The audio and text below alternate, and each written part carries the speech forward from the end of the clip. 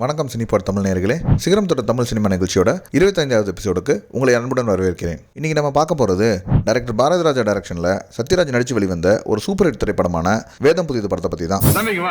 என்னப்பா நான் தொட்ட தீட்டா? அவன் ஸ்நானம் பண்ணிட்டான், நீங்க இன்னும் குளிக்கல, அத சொல்றான். நல்ல காரியத்துக்கு போகல, நேர காலம் எல்லாம் பாக்காதீங்க. உம்மா பார்த்ததான் ஏன் தப்பா போச்சு. உங்களை ஏன் பல்லக்குல தூக்கிட்டு வந்தா? டேய், நீண்ட பிரயாணம் வேண்டும், அவள் கால் வலிக்கு முன்னோம், அதனால பல்லாக்குல வந்தா. சும்மா அப்போ உங்களை பல்லக்குல தூக்கிட்டு வந்தவளுக்கு கால் வலிச்சா? கண்ணுக்குள் 100 நிலவா, இது ஒரு கனவா, கைக்குட்டை காதல் கடிதம் எழுதிய உறவா. பாட்டி, தேவர் வரார் பாட்டி. அவர் நல்ல காரியத்துக்கு போவா, நாம குறுக்க நிக்கப்படாது, நாம போவோம். என்ன ஆகுற? இல்ல போகும்போது ஏதாச்சும் ஆயிருமா? ஏண்டா ஒரு ஐயர் வீட்டுல போய் மந்திரம் கத்துக்கிறிய? இந்த பாலு தேவ பரம்பரையில பிறந்த உனக்கு எம்புட்டு நெஞ்செடுத்து இருக்கணும். ஐயோ, என்னது அம்பாளை காணுமே. புத்தம் புது ஓலை வரும், இந்த பூவுக்கு ஒரு மாலை வரும். பாலுங்கிறது உங்க பேரு, பின்னால இருக்க தேவருங்கிறது நீங்க படிச்சு வாங்கின பட்டமா?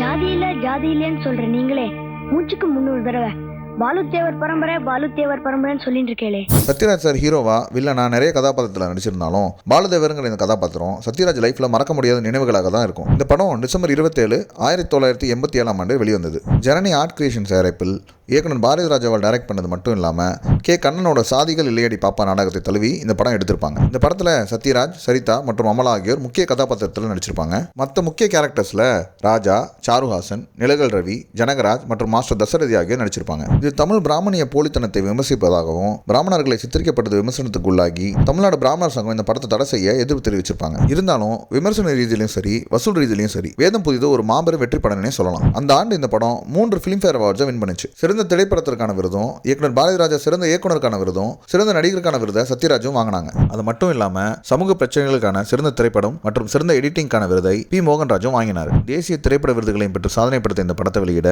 சிலர் எதிர்ப்பு தெரிவித்தது மட்டும் இல்லாம சென்சார் போர்டுலையும் படத்தை வெளியிட எதிர்ப்பு தெரிவிச்சிருக்காங்க. என்னன்னா, காஞ்சிபுரம் மடத்துல தீட்சிதர்கள் பெரியவாளை தேர்ந்தெடுத்திருந்தாங்க. அப்போ அவர் சில உடன்பாடுகளை முன் வச்சிருக்காரு. அது என்னன்னா, விதவைகளுக்கு மொட்டை அடிக்க கூடாதுன்னு, 2வது திருமணத்திற்கு வழிவகுக்கவும், அனாதை பிராமணர்களையும் மடத்துல சேர்க்க வேணும்னு இன்னும் சில கட்டளைகளையும் முன் வச்சிருக்காரு. இதுக்கு ஒத்து வந்தா நான் இந்த அரியாசனத்தில் உட்கார்றேன், இல்லைனா நான் கிளம்புறேன்னு கையில் வச்சிருந்த கோலை தூக்கி போட்டிருக்காரு. இந்த நிகழ்வு மாதிரியே பாரதிராஜா ஒரு காட்சியை எடுத்திருப்பாரு. இந்த படத்தில் வர பெரியவாளும் கோலை தூக்கி போட்டு ஓடுற மாதிரி அந்த சீன் இருக்கும். எடுத்த காட்சி காஞ்சியில் உண்மையாக நடந்துச்சுங்கிறத எல்லாருக்கும் அதிர்ச்சி ஏற்படுத்த அங்கிருந்த எல்லாரும் இந்த காட்சி வேண்டாம்னு மறுத்தும் பிடிவாதமாக படத்தில் சேர்த்தாராம் பாரதிராஜா. எல்லாரும் நினைச்ச மாதிரியே சென்சார் போர்டில் இந்த காட்சியை நீக்க சொல்லியிருந்தாங்க. இந்த காட்சியில் வர பெரியவா நிஜத்தில் இருக்கும் பெரியவா சங்கராச்சாரியரை பிரதிபலிக்கிற மாதிரி இருக்கிறதுனால இது பெரும் பிரச்சனையை ஏற்படுத்தும்னு இந்த காட்சியை எடுத்துட்டா இந்த படத்திற்கு யூ சர்டிஃபிகேட் கொடுத்து ரிலீஸ் பண்ண அனுமதி அளிக்கிறோம்னு சென்சார் போர்டு சொல்லியிருக்காங்க. பாரதிராஜாவும் இதற்கு மறுப்பு தெரிவிக்க சில நாட்கள் இந்த பிரச்சனை நீடிக்க பாரதிராஜாவும் காட்சிகளை நீக்குவதா இல்லைன்னு பிடிவாதம் செய்ய, அப்படி என்னதான் இந்த படத்தில் இருக்கு, படத்தை போடுங்க பாப்போம்னு எம்ஜிஆரே முன் வந்து கேட்டிருக்காரு. எம்ஜிஆர் கூட கமல்ஹாசன் மற்றும் சத்யராஜும் படம் பார்த்திருக்காங்க. படம் முடிஞ்சதும் எம்ஜிஆர் எழுந்து வந்து சத்யராஜை கட்டிப்பிடிச்சு நெத்தியில 10 முத்தம் கொடுத்தாராம். சத்யராஜ் சார் ஆனந்தத்தில் கண் கலங்கி போய் நின்னாராம். எம்ஜிஆர்னாலே சத்யராஜ் சாருக்கு கொல்ல உசரம் அவ்வளோ பிடிக்குமா. அவரே முன் வந்து படத்துக்கு பாராட்டும் போது என்ன செய்யறதுன்னு தெரியாம வாயடிச்சு போய் நின்னாராம் சத்யராஜ். அது மட்டும் இல்லாம இந்த படம் எந்த சென்சார் கட்டும் இல்லாம வெளிவர உதவியும் செஞ்சிருக்காரு எம்ஜிஆர் அவர்கள். ஆனா இதுல வருத்தத்துக்குரிய விஷயம் என்னன்னா, இந்த படம் வெளியாகும் போது திரு எம்ஜிஆர் அவர்கள் இறந்து போயிட்டாரு. சரியா டிசம்பர் 25 அன்னைக்கு படம் வெளியிட திட்டம் இருந்த நிலையில 24 காலையிலேயே எம்ஜிஆருக்கு உடல்நிலை மோசமா இருக்கிறதுன்னு தெரிஞ்சதும் படம் ரிலீஸை நிறுத்திட்டாங்களாம் படக்குழு. மறுநாளே எம்ஜிஆர் இறந்தும் போயிட்டாரு. அவர் இறந்த 2 நாள் கழிச்சு 27 டிசம்பர் அன்னைக்கு தான் படத்தை ரிலீஸ் செஞ்சிருக்காங்க படக்குழு. இவ்வளவு சோதனைக்கு அப்புறம் படம் வெளியானாலும் சத்யராஜ் உட்பட எல்லாரும் சோகத்துல மூழ்கி கிடந்தாங்களாம். படம் வெளியாக காரணமாக இருந்த எம்ஜிஆர் அந்த நேரம் இல்லாதது வருத்தத்தை அளிக்கிறதுன்னு படக்குழு சொல்லியிருந்தாங்க. இப்ப எம்ஜிஆர் மட்டும் இல்லைன்னா வேதம் புதிதுன்னு ஒரு அற்புதத்தை நம்ம பார்த்திருக்க முடியாமையே போயிருக்கும். படம் வெளியாகி ஓடிட்டு இருக்கும் போது படம் பார்த்த எல்லாரும் சத்யராஜ் அவர்களை பாலுதேவரே படம் நல்லா இருந்துச்சு அப்படின்னு தான் வாழ்த்துவாங்களாம். அந்த அளவுக்கு கதாபாத்திரம் நங்குற மாதிரி மனசுல பதிய வச்சுட்டாருன்னு தாங்க சொல்லணும். சத்யராஜ் கூட ஒரு சின்ன பையன் நடிச்சிருப்பாரு பாருங்க. அவர் வேற யாரும் இல்ல, ஜென்டில்மேன் புகழ் குழந்தை நட்சத்திரமும், மகாபாரதம் மெகா தொடரின் பகவான் ஸ்ரீ கிருஷ்ணன் கதாபாத்திர பின்னணி குரல் நாயகரும்,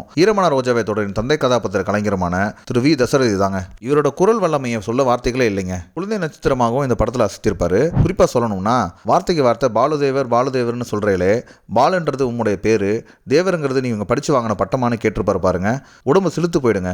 அப்படி ஒரு யதார்த்தமான நடிப்பை வெளிப்படுத்தியிருப்பாரு. பாரதிராஜாவுக்கும் இளையராஜாவுக்கும் இடையில ஏற்பட்ட கருத்து வேறுபாடு காரணமா பாரதிராஜா தேவேந்திரன் அவர்களை பின்னணி இசை அமைக்க முடிவு செஞ்சு இசையமைச்சிருப்பாரு. தேவேந்திரன் சில படங்களே இசையமைச்சிருந்தாலும் சிறந்த பாடல்களை கொடுத்திருப்பாரு. இந்த படத்துல கண்ணுக்குள் 100 நிலவா பாடல் பட்டி தொட்டி எங்கும் கொடிகட்டி பறந்ததுன்னே சொல்லலாம். அவ்வளவு இனிமையா இசையமைச்சிருப்பாரு. கண்ணுக்குள் 100 நிலவா, இது ஒரு கனவா, கைக்குட்டை காதல் கடிதம் எழுதிய உறவா. பாடல் ரெடியாகி வந்தப்போ பாட்டு கேட்டு இந்த பாட்டு எனக்கா போட்டிருக்கீங்க, நான் தான் வயசான ரோல் பண்றேனே, நான் எப்படி ரொமான்ஸ் பண்றது, மக்கள் ஏத்துப்பாங்களான்னு சத்யராஜ் கேட்டாராம். அதுக்கு பாரதி ராஜாவும் தேவேந்திரனும், யோ இது உனக்கு இல்லையா ராஜாவுக்கு, நீ தான் பாலதேவனா பண்றியே, உனக்கு எப்படி லவ் பாட்டு கொடுக்க முடியும்னு சத்யராஜ் கிண்டல் பண்ணினாங்களாம். பாட்டு நல்லா இருக்கும் எனக்கு தான் நினைச்சிட்டுன்னு சத்யராஜ் இன்டர்வியூல விளையாட்டா சொல்லியிருப்பாரு. ஒளிப்பதிவாளர் பி கண்ணன் பிரமிக்க வைக்கும் காட்சிகளை படம் எடுத்து இந்த படத்துல பதிவு செஞ்சிருப்பாரு. இயக்குனருக்கு நிகரா பி கண்ணனும் இந்த படத்துல அதிகமான தன்னுடைய உழைப்பை போட்டிருக்காருன்னே சொல்லணும். இந்த படம் பாரதி ராஜாவோட கரியரை அடுத்த கட்டத்திற்கு நகர்த்திச்சிருந்தாங்கன்னு சொல்லணும். பாரதி ராஜாவோட தனித்துவமான கதை சொல்ற பாணி, நடிகர்களின் நடிப்பு, தேவேந்திரன் இசை மற்றும் வைரமுத்துவின் பாடல் வரிகள் உட்பட பல்வேறு அம்சங்களை கொண்ட இந்த படம் அவசர அவசரமாக உருவாக்கப்பட்டு இருந்தாலும்